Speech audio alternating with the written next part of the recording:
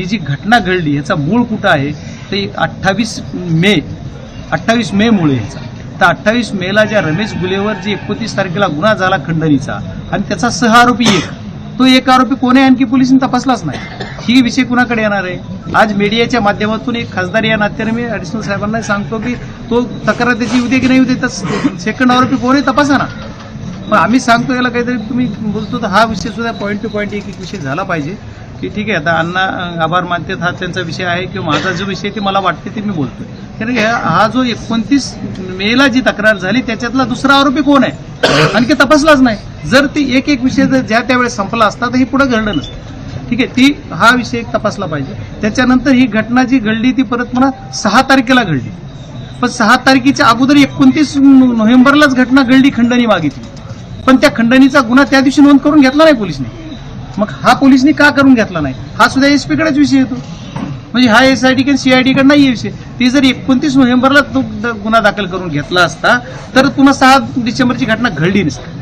मग 6 डिसेंबरला पुन्हाही गेले, मग 6 डिसेंबरची घटना घडली. 6 डिसेंबरला पण जर अट्रॅसिटीचा गुन्हा घेतला असता त्याच दिवशी तर 9 डिसेंबरचा घडला नसता. मग हा 6 डिसेंबरचा कुणी घेतला नाही आणि ह्यांना कुणाचा फोन आला? 29 डिसेंबरला कुणाचा फोन आला? 29 मेला दुसरा आरोपी पकडू नका किंवा दुसरा कोणही 19 मेला जी 29 नाही 29 मेला पण जो झाला त्याच्यातला एक जो आरोपी होता तो आणखी अटकच नाही, कोणही तीच माहित नाही, त्याच्यावर कारवाई नाही. आणि त्याच्यानंतर 29 नोव्हेंबरला जी घटना घडली 29 नोव्हेंबरला ह्या वाल्मिक कराड बरोबर जेवढे फोटो दिसतात तेवढ्याना तरी तुम्ही सहआरोपी करा ना. कुणाचा एबीसीडी सगळ्याची नावं घ्यायची गरजच काय? ते फोटो दिसतात डायरेक्ट. त्या दिवशीच आकला हापला. आम्ही 29 ह्यालाच नोव्हेंबरलाच ती खंडणी मागण्यासाठी आले आणि त्या दिवशी खंडणी मागितली म्हणून त्याची फिर्याद कधी घेतली तर जी 9 डिसेंबरचा अण्णाचा मर्डर झाला आणि 11 डिसेंबरला मी ज्यावेळेस अमित भाई शाह यांना भेटलो त्याच्यानंतर जी सूत्र आले त्याच्यानंतर तो खंडणीचा गुन्हा दाखल झाला. त्या दिवशी माझ्या भेट झाली सकाळी 10:30ला तुला मॅडमला फोन, ती बाकीचे विषय चालते पण त्या दिवशी झाला 11 तारीख. मग 11 तारखेपर्यंत हा 29 तारखेचा गुन्हा जर त्या दिवशी झाला असता तर आमचा संतोषचा खूनच झाला नसता ना. मग ह्याचा तपास म्हणजे पोलीस यंत्रणा माझी विनंती आहे की हा तपास एसपीने केला पाहिजे की हा का गुन्हा नोंद केला. आज मसाजोग गावकऱ्यांनी जे कालपासून उपोषण चालू केलं याला भेट द्यायला सकाळी आल्यानंतर सर्वांना विनंती केली. एसपी साहेबांना पण बोललो. बऱ्याच वेळेस ज्या मागण्या आहेत त्या वारंवार वाटते पण आमच्याकडे काही नवीन ॲडिशनल मागण्या होत नाही. याच मागण्या पहिल्या दिवसापासून देशमुख कुटुंब करते, गाव करते, आम्ही सर्व करतो. तरी पण या मागणीला काही विलंब होतोय त्याच्याशी मी आपल्याशी मगाशी पण बोललो. आज सर्वांची एक एसपी साहेबांना बोलल्यानंतर एसपी साहेब म्हणले की एक डिटेल मला तक्रार द्या. तक्रार माझ्याकडे आल्याच्या नंतर मी त्याच्यात माझ्या अखत्यारीत जे गोष्टी येतात ते मी चौकशी करेन. जे सीआयडीकडे आहे त्यांनी सीआयडींना कळवेल, जे शासनाला आहे ते शासनाला कळवेल. आणि ती तक्रार आज मला वाटतं 28ला द्यायचं ठरलं म्हणजे उद्या परवा दिवशी त्या तयार करून 28ला द्यायचा ठरला आहे. आणि त्याच्यानंतर 8 दिवस द्या म्हणले मला, 8 ते 10 दिवस समजा. आज 10 तारखेपर्यंत साधारणतः आपण समजलो त्यांनी 8 दिवस म्हणले तर आपण 2 दिवस आगाव दिले पण 10 तारखेपर्यंत त्यांनी त्या सगळ्या प्रकरणाचा छडा लावला पाहिजे. अशा 6 मागण्या आहेत आणि या प्रत्येक मागण्यावर प्रत्येक वेळेस वेगळे वेगळे विषय. मी मगाशी पण बोलताना सांगितलं की ही जी घटना घडली ह्याचा मूळ कुठं आहे ते 28 मे मुळे याचा. तर 28 मेला ज्या रमेश गुलेवर जी 29 तारखेला गुन्हा झाला खंडणीचा आणि त्याचा सहआरोपी तो एक आरोपी कोण आहे आणखी पोलिसांनी तपासलाच नाही. ही विषय कुणाकडे येणार आहे? आज मीडियाच्या माध्यमातून एक खासदार या नात्याने मी ऍडिशनल साहेबांना सांगतो की तो तक्रार त्याची येऊ दे की नाही येऊ दे, तर सेकंड आरोपी कोण आहे तपासा ना. पण आम्ही सांगतो याला काहीतरी तुम्ही बोलतो तर हा विषय सुद्धा पॉईंट टू पॉईंट एक विषय झाला पाहिजे की ठीक आहे आता अण्णा आभार मानतात हा त्यांचा विषय आहे किंवा माझा जो विषय ते मला वाटते ते मी बोलतोय. कारण हा जो 29 मेला जी तक्रार झाली त्याच्यातला दुसरा आरोपी कोण आहे आणखी तपासलाच नाही. जर ती एक विषय जर ज्या त्यावेळेस संपला असता तर ही पुढे घडलं नसतं. ठीक आहे, ती हा विषय एक तपासला पाहिजे. त्याच्यानंतर ही घटना जी घडली ती परत म्हणा 6 तारखेला घडली, पण 6 तारखेच्या अगोदर 29 नोव्हेंबरलाच घटना घडली, खंडणी मागितली, पण त्या खंडणीचा गुन्हा त्या दिवशी नोंद करून घेतला नाही पोलिसने. मग हा पोलिसनी का करून घेतला नाही हा सुद्धा एसपी कडेच विषय येतो. म्हणजे हा एसआयडी किंवा सीआयडी कडे नाही विषय. ती जर 29 नोव्हेंबरला तो गुन्हा दाखल करून घेतला असता तर पुन्हा 6 डिसेंबरची घटना घडली नसती. मग 6 डिसेंबरला पुन्हाही गेले, मग 6 डिसेंबरची घटना घडली. 6 डिसेंबरला पण जर अट्रॅसिटीचा गुन्हा घेतला असता त्याच दिवशी तर 9 डिसेंबरचा घडला नसता. मग हा 6 डिसेंबरचा कुणी घेतला नाही आणि ह्यांना कुणाचा फोन आला? 29 डिसेंबरला कुणाचा फोन आला?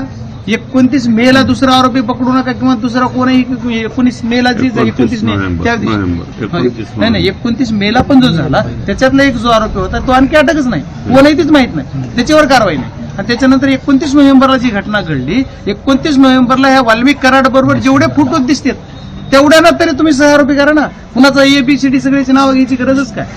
ते फोटो दिसते डायरेक्ट. त्या दिवशीच आकला हापला.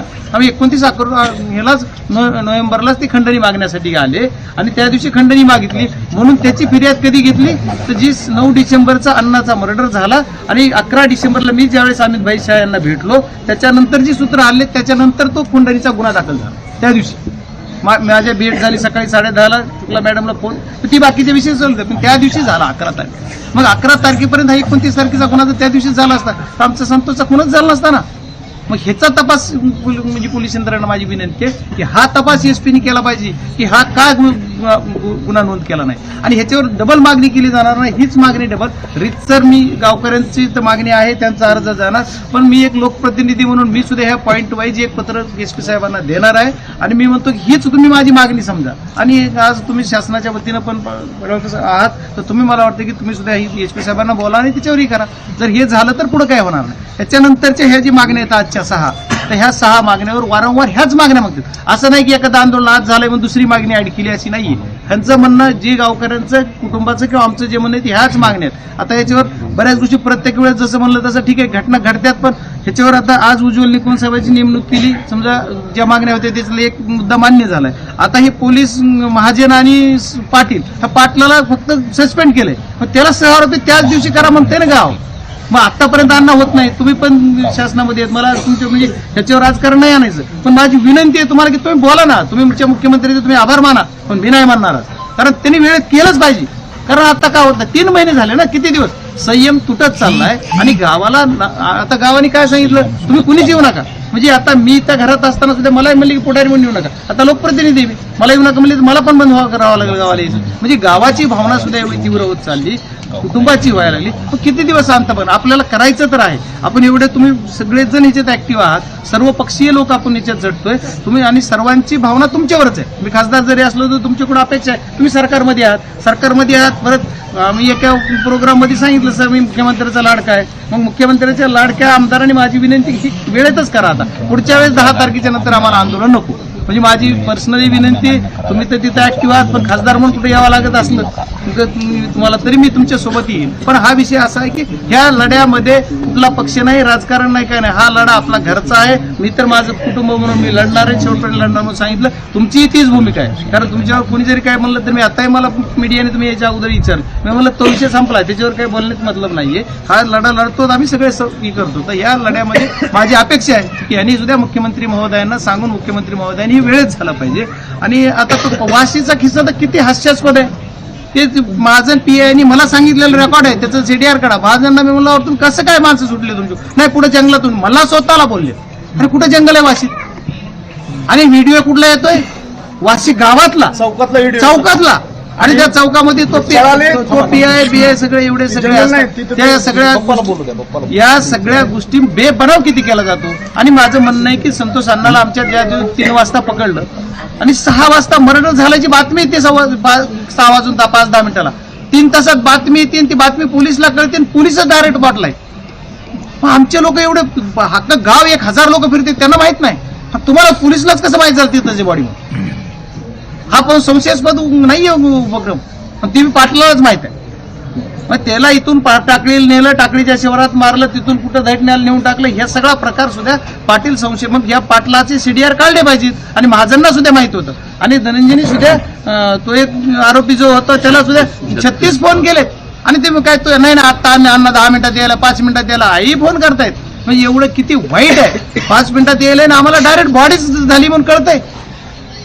आमचं शरीर राहिलं नाही आता बॉडी झाली असं कळतंय. आणि ते 6:15ला कळलं जातंय 3 तासात अवघ्या. आणि असं एवढं वाईट कृत्य करून मारलंय. आणि याच्यामध्ये फक्त एकच मागणी आहे गावकऱ्यांची, त्या मागणीबरोबर आम्ही सोबतच आहोत. गावकऱ्यांनी किती जरी काही म्हणले तर मी शेवटच्या टोकापर्यंत, शेवटच्या क्षणापर्यंत मी गावासोबत राहणार आहे. तुम्ही मना करा, काय या म्हणा, नाही या म्हणा, तरी मी येणार आहे. मी तुमच्या सोबतच राहणार आहे. तुम्ही मला हाकलून लावलं तरी राहणार आहे. कारण हा माझा अधिकार आहे, माझा कुटुंब आहे. मी याच गटातून जिल्हा परिषदला आलोय, सगळ्या गोष्टीत मला खूप प्रेम केलेलं हे गाव आहे. मला राजकारण न करता पण एवढं म्हणजे प्रेमातलं गाव आहे, त्याच्यामुळे मी तुमच्या सोबत राहणार आहे. आणि माझी शासनाला मायबाप मुख्यमंत्र्यांना पण मागणी आहे आणि SP साहेबाला विशेष करून मागणी आहे. SP साहेब म्हणजे कर्तव्यदक्ष म्हणून आलेले, 2 महिने झाले त्यांना इथं येऊन, पण त्यांनी आणखी एकही अधिकाऱ्याची बदली केली नाही. आणि एका दुसरा तरी इकडे बदला, रेग्युलर बदले, आणि त्यांचे मुलं बाळ बघता सगळ्याचे, आमचे मुलं बाळ मरायला लागले आणि ह्यांचे मुलं बाळ कुठवर बघणार, एखाद्याला नाही उचलून टाकतात. इमर्जन्सी अधिकार आहे SP ना, एखादा अधिकार तरी कुठला तरी बदला. असं म्हणजे आज जरी सध्या लोक जे काम करतायत त्यांचं कौतुक केलं जाईल, पण जे SIT CID गट जो हा तपास आहे यांना सुद्धा विनंती की यांनी सुद्धा पारदर्शकपणा, या काही घटना तर समजा अण्णा जसं म्हणले की आम्ही काही घटना नाही मिळेल समजा नका सांगू, पण ज्या घटना जे काय केलंय तुम्ही मागं जे करायचंय किंवा जी गोपनीयता बागताय SIT CID नाही सांगावा, पण जे बोलता येतं तेवढं आम्ही एवढं केलंय ते सांगितलं पाहिजे. लोक समाधानी होईल, महाराष्ट्र समाधानी होईल, कुटुंबाला समाधान लाभेल. कुटुंबाला जरी विचारायला गेलं तर धनंजयला दाब दिला जातो तिथं, आणि त्या आरोपीचं काय, ते आलताच कशाला तिथं? तो आरोपी ज्यांना जो माणूस दाब देतो CIDच्या याचे डायरेक्ट तो आला कसा? मग आतापर्यंत त्याचं काय काहीच झालं नाही, त्याच्यावर साधा गुन्हा नाही, NC सुद्धा दाखल नाही. मानना कसं तुम्ही म्हणता? तुम्ही स्वतंत्र मोकोका लावा नाही 5-6 जणांवर. ज्या दिवशी 6 तारखेला मारलं त्या दिवशी सुद्धा बाहेर किती जण होते? 10 वेळेस म्हणलं बघितलं मी.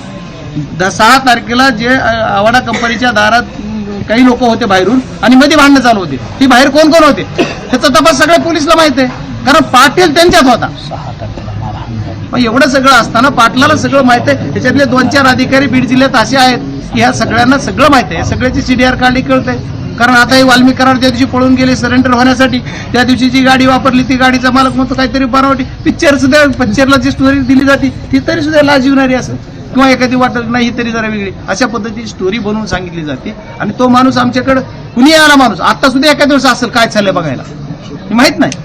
कारण आम्ही आलो, पवारसाहेब मी त्यावेळेस होताच, अजितदादा आले त्यावेळेस होताच, परत आणखी जेवढे माणसं आले त्यावेळेस इथं होताच, आणि मिळून सोडायला भीतीच होता. ते म्हणतो माझ्या गाडीत आलीच नाही.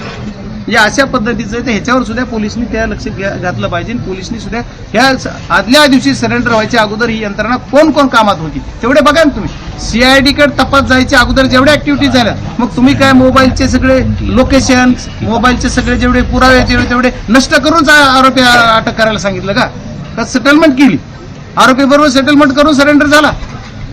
पण त्याच्या मंत्र्याबरोबर केली असेल, कुणाबरोबर केली असेल, आता मी कशाला कुणाचं नाव घेऊ, कुणाबरोबर झाली कुठं झाली त्याच्यामुळे नंतर आरोप झाला. पण ह्या सुद्धा गोष्टी पोलिसांनी आश्वासन आज दिलंय. म्हणून मी गावकऱ्यांना विनंती केली की आज तुम्ही आपल्याला एकदा आपण यांना चान्स देऊयात. आणि त्याच्यानंतर गावकरी म्हणले ठीक आहे, तुम्ही म्हणतात आपण आंदोलन मागे घ्या, तयार आहे तुम्ही, तसं लेखी द्या म्हणा त्यांना, तर लेखी द्या. त्याच्याप्रमाणे ते लेखी पण देत आहेत. आता त्यांनी लेखी पण दिले आपल्याला. त्याच्या अनुषंगाने फक्त डिटेल आपण निवेदन दाखल करू आणि परत अण्णा असतील, आपण असतील, सगळेजण हा लढा लढू. पण गाववाल्यांना सुद्धा माझी विनंती की आंदोलन कुठलं करताना ठीक आहे, गावाचा जरी निर्णय असला तरी एक मी तुमच्यातला म्हणून कमीत कमी थोडं चर्चा करा, नाही तर लगेच डिक्लेअर करू नका. हात जोडून विनंती, खूप त्रास होत आहे. एवढं तुम्ही त्रासात आहात 3 महिने तुम्ही. आम्ही काय नाही, आम्ही जर इकडे दिल्लीला गेलो, मुंबईला गेलो, आज इकडे गेलो, तिथं आमचा टाइम जातोय. पण ते आईचा टाइम कसा जात असेल, लेकराचा टाइम कसा जात असेल, ह्यांचा टाइम कसा, खूप मोठं सहन करणं एवढं शक्य नाहीये. त्याच्यासाठी थोडा एखादा निर्णय घेताना थोडा म्हणजे आपण काळजीपूर्वक घ्यावा अशी माझी सर्व गावकऱ्यांना विनंती आहे. आणि तुम्ही आज हे आमच्या सर्वांच्या विनंतीचा मान देऊन उपोषण मागे घेतात त्याबद्दल तुमचे सर्वांचे आभार मानणार आहे. आणि अण्णा तुम्हाला सुद्धा तुमचे आभार मानणार आहे की तुम्ही आज उज्ज्वल निकम साहेबांची जी मागणी कुटुंबाची होती ती मान्य करण्यासाठी प्रयत्न केले. पण याच्या पुढच्या काळात बी ह्या ज्या मागण्या आहेत आज मी दिलेल्या सुद्धा आणि कुटुंबाने दिल्या ह्या 8 दिवसातच करा. आपण इथं सांगताना 10 तारीख म्हणतोय तुम्हाला, पण मला वाटतं 5 तारखेपर्यंत करा ना. किती वेळ लागतोय करायचं म्हणलं? तुम्ही SP ना बोला, मी इथं बोलतोय. आणि आता पोलीस यंत्रणेवर आज काय बोलणार नाही, नंतर बोलेल मी, कारण बोलायचंच आहे मला. आजचा विषय खूप वेगळा आहे, पण ठीक आहे. बाप्पा, थोड्या वेळापूर्वी तुम्ही माध्यमांशी संवाद साधताना सांगितलं की तुम्हाला एक फोन कॉल आला आणि त्या फोन कॉलमधून कृष्णा आंधळे जो फरार आहे तो संभाजीनगरमध्ये असल्याचं सांगण्यात आलं आणि त्याची माहिती तुम्ही पोलीस अधीक्षकांना दिली. त्यावर पोलीस अधीक्षकांनी काही कारवाई केली? नाही, पोलीस अधिकारी त्याच्यावर आज आतापर्यंत अद्याप तरी मला आणखी रिप्लाय दिला नाही. माझ्याकडे जो त्यांच्याकडे आलती माहिती, बापूराव काय नाव आहे त्याचं, बारगजे, त्याचा मला बी फोन आला. तेव्हा मला म्हणला कृष्णा आंधळे इथे मला कॅब मध्ये बसवायचे, पैसे टाका. मी त्याला 5,000 रुपये टाकले बी. मला त्याने 4.5 तास नगरला उभा केला बारगजेनी. मी तिथं उभा राहिलो. असे काही लोक आणि आहेत. नंतर एसपी ला मी फोन केला तेव्हा म्हणलं येतो मेरा और तुम्हाला सेमच आ रहा एसपी म्हण. तर जाऊ दे आता काय अशा अनेक लोक या विषयाला मी जी या बोलतो अशा काही याच्यातून बी स्वतःला 2-5 रुपये कमावणारे अवलादे असू शकतात. हा सोडून द्यायचं. एसपींनी कारवाई एसपींनी त्याच्या पाठीमागे ससेमिरा लावलाय असं मला कळालंय. एसपी मला एसपी म्हणले तुम्ही काय आता त्याला बोलू नका. मी बोलायचं बंद केलं. मी त्याच आणि दिवशी- खासदारांना बहुतेक त्यांनीच फोन केला. नाही, मलाच त्यांनीच फोन केला आणि एक मला आमच्या फोटो टाकला दुसरे त्यांनी. काही कार्यकर्ते माझ्या मुलाला फोन केले ते मला जे काही- फोटो टाकला मुली ह्याच्या लेकराला केला. म्हणजे मी फोन उचलत नाही का काय तर माझ्या मुलाला केला. मुलाला करून पण मला सांगितलं मग मी जर एवढं जर मला कळतं की आपला ज्याच्यासाठी आपण लढा लढतोय तो माणूस आहे तर मग आपण काय काम केलं पाहिजे एसपीला सांगितलं सापडतोय पाहिजे. पण जे काय असेल ती माहिती तर दिली नाही तुम्हाला. नाही मला माहिती दिली नाही पण त्यांनी सांगितलं की फ्रॉड आहे. म्हणजे Fraud आहे ते, fraud आहे ते. रेकॉर्डवर नाही पण ठीक आहे ना. आता हे म्हणतात आपण भरोसा ठेवला पाहिजे ना. नाही फ्रॉड आहे. 4.5 तास मी त्याची वाट पाहत कारण ते बसलो. पैसे मागत हॉटेल- होता. अहो हॉटेल येस पॅलेसला येतो म्हणला काय मी नाही, त्याला ते घेऊन खोटंच कृष्ण होतं. आंधळ्याला. बोललेतच ही नव्हतं. मी मग पोलिस नेले आष्टीचे घ्या. म्हणलं हे पकडा. पोलिस आम्ही दबा म्हणजे धरून बसले. हे फक्त आम्हाला साडेचार आम्हाला तास येडे आले. खासदारला ना आमदारला येड्यात काढायचं. तुम्ही लय झटतात का आमच्या विरोधात आम्ही तुमची कशी वाट लावतो असा प्रकार आहे. ते त्याच्यातलेच एक आहे. तो पण एक आरोपीतलाच आहे. याच्यात जर ह्यानं आम्हाला असं केलं तर ती सुटणार नाही. पण तो विषय आम्हाला एक फोकस आहे आमचा संतोष अण्णा देशमुख. आपल्या भागातील बातम्यांसाठी संपर्क राहुल गुरव 9689322503. चला तर मग आजच संपर्क साधा आपल्या भागातील बातम्यांसाठी.